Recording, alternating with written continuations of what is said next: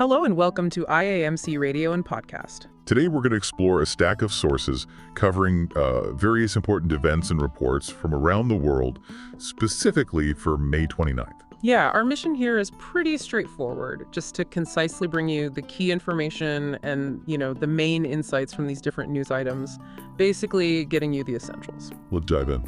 Okay, let's start with Nigeria. There's a significant report out from Amnesty International looking at the security situation 2 years into President Bola Tinubu's government. And, well, it doesn't paint a great picture. No, it really doesn't. According to their findings, at least 10,217 people have been killed in armed attacks. And that's just across 7 states since May 29, 2023. 10,000 people, that's staggering. And mostly concentrated in a couple of states, right? That's right. The report highlights Benue and Plateau specifically. Benue saw almost 6,900 deaths and Plateau over 2,600. So yeah, the vast majority are in those two areas. And it's not just the loss of life. The report talks about whole communities being destroyed. Exactly. Over 670 villages reportedly sacked by gunmen and bandits across those 7 states, plus Borno State as well. And there are specific examples, like in Zamfara State. Yeah, Zamfara seems particularly hard hit. Over 480 villages sacked, and another, 529 apparently still under bandit control across 13 different local government areas. They even mention a specific incident, a massacre of over 20 miners back in April. It sounds like a systematic dismantling of communities. It does. The report details destruction of infrastructure too, things like boreholes, clinics, schools, even places of worship and grain reserves. It's devastating. And this leads to massive displacement, I imagine. Huge numbers. Over 450,000 people displaced in Benue alone, and another 65,000 in Plateau. These people are living in, pretty dire conditions. So what's Amnesty's conclusion on all this? Their take is pretty blunt. They say the government's failure to tackle this effectively is fueling a, quote, cycle of impunity. Their Nigeria director, Asa Sanusi, basically said security measures just aren't working and the situation is actually getting worse. That's a strong statement. It is important, though, for balance to mention that the sources indicate the Nigerian government disputes Amnesty International's report. We're just relaying what the sources say here. Right. Okay, staying in Nigeria, but shifting focus now to the economy. Some interesting news about fuel imports.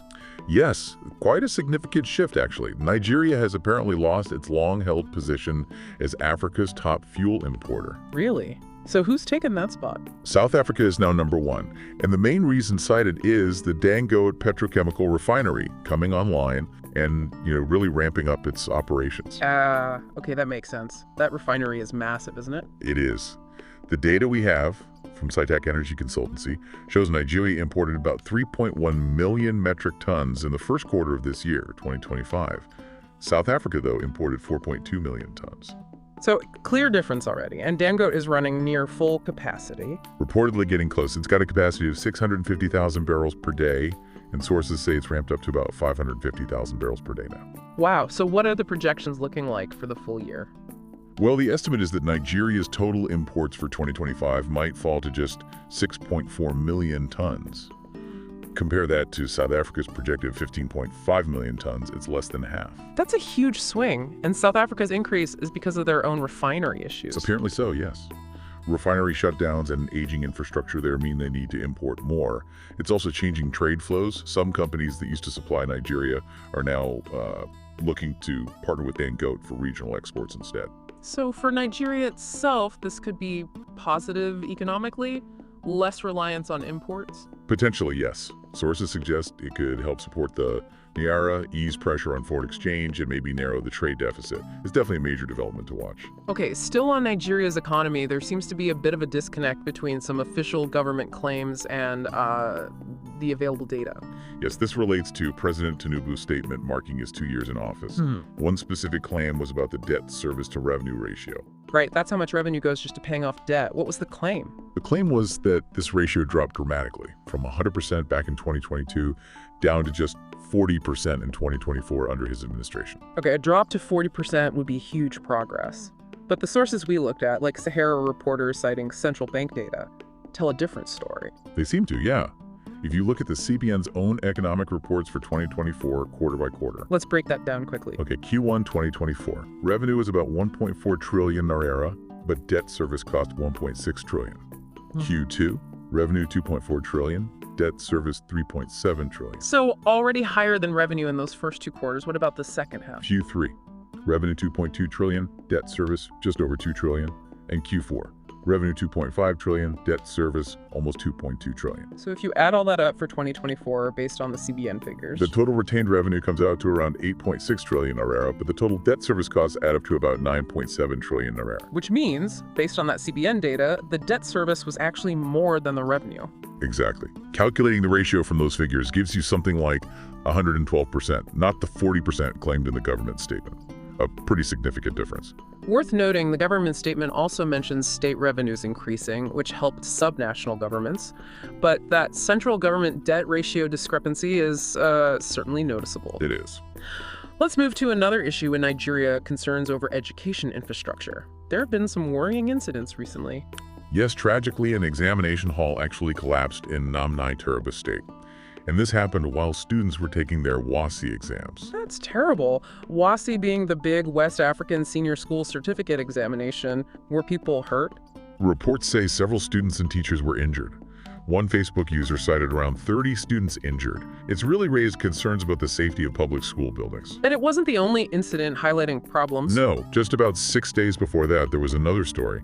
Students in Asaba, Delta State, had to use torchlights to finish a WASI paper. Torchlights? Why? Apparently, the exam papers were delivered 4 hours late, so the exam didn't start until 6 p.m. instead of 2 p.m. And then, well, the school had no electricity, so they were writing in the dark using phone torches. Wow. That speaks to multiple challenges, doesn't it? Infrastructure, logistics. Absolutely. Both incidents point to some serious issues needing attention in the education system. Okay, quick update from Nigeria's oil and gas sector. A significant deal reported. Yes, Total Energies is selling its stake in a deep offshore block, OML 118. They're selling their 12.5% non-operated interest to Shell Nigeria Exploration and Production Company. OML 118, that includes the big Bonga field, right? That's the one. Bonga started producing way back in 2005, and the block also includes Bonga North, which started development last year. The deal value was reported at $510 million. And Total Energy's share was about 11,000 barrels a day. Roughly, yes, about 11,000 barrels of oil equivalent per day in 2024, mostly oil. Their stated reason for selling is to focus on assets with lower costs and emissions, and to concentrate on things they actually operate, like the Ubeda gas project, which supplies Nigeria LNG. Right, focusing their portfolio. Yeah. Makes sense. Okay, let's shift continents now to the United States. Several stories involving former President Donald Trump. First up, Elon Musk's role in the administration. Right. Elon Musk has officially left his role as a special government employee with the Department of Government Efficiency, or DOGE, as it was sometimes called. Yeah, that role was always meant to be temporary, wasn't it? Something like 130 days a year max. Correct. His departure, though, comes at a time of some tension over President Trump's budget bill, and also, reportedly, pressure from Tesla. Musk had criticized that budget bill himself, hadn't he? He had. He argued it would actually increase the federal deficit and undermine what DOGE was trying to achieve. He had that quote about a bill being big or beautiful, but maybe not both. He initially aimed for huge cuts, trillions even, though that got scaled back. What was the reported outcome of his efficiency drive?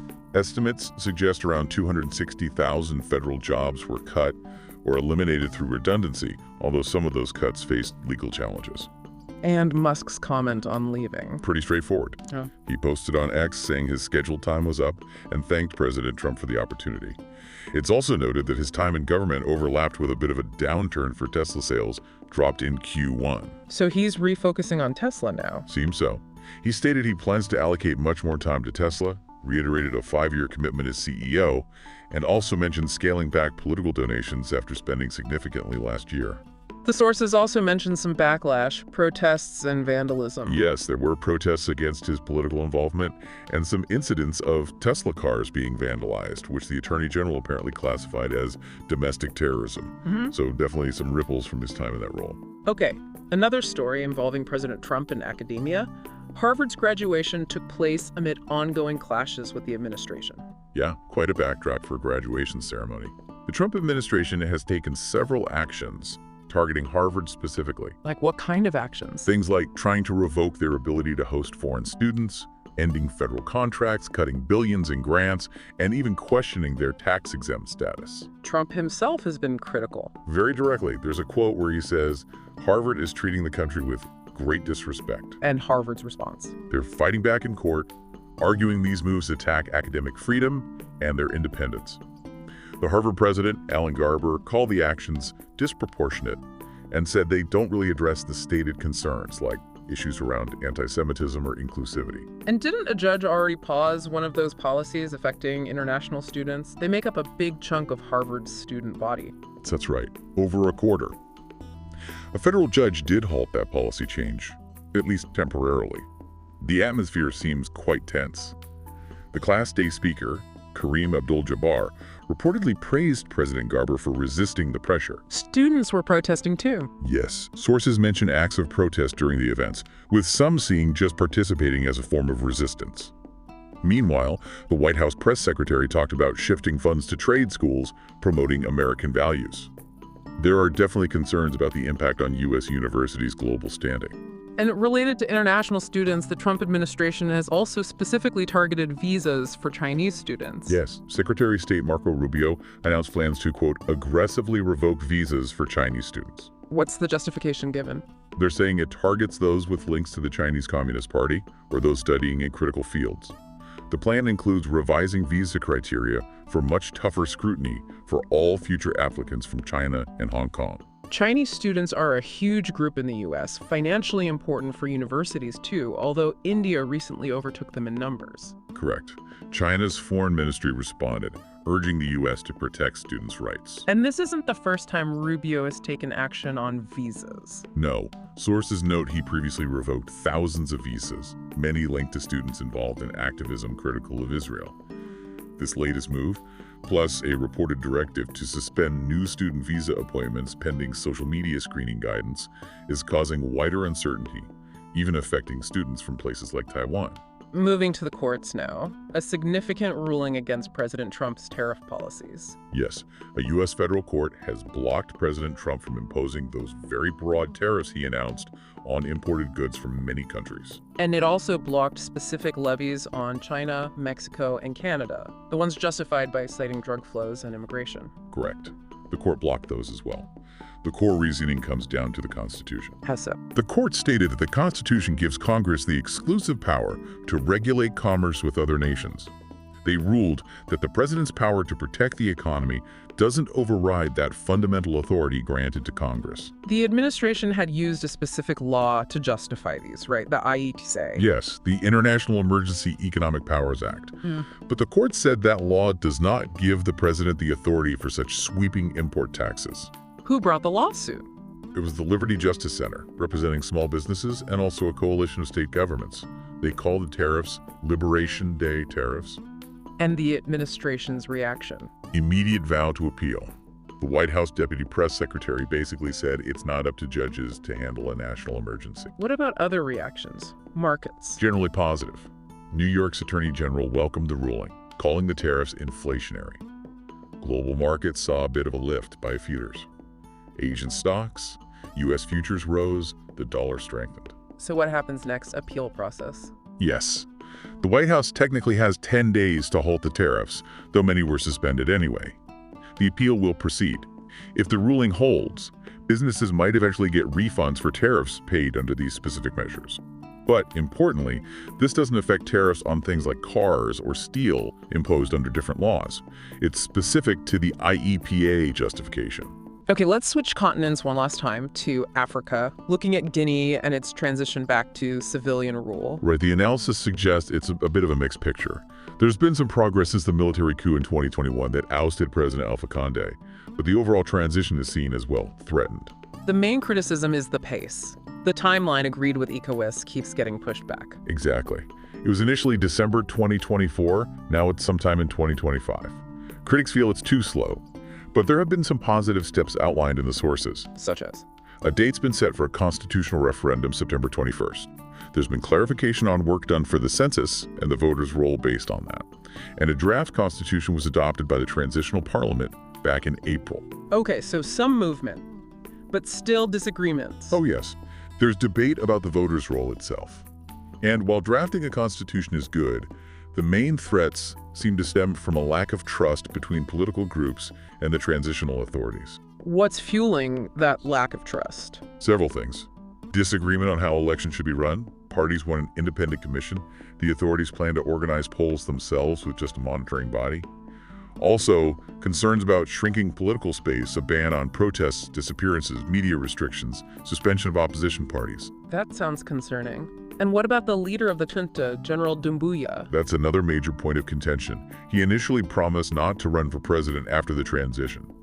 But now, members of his government are openly supporting his potential candidacy, which many see as, basically campaigning already. Is there any sense of how Guineans themselves feel?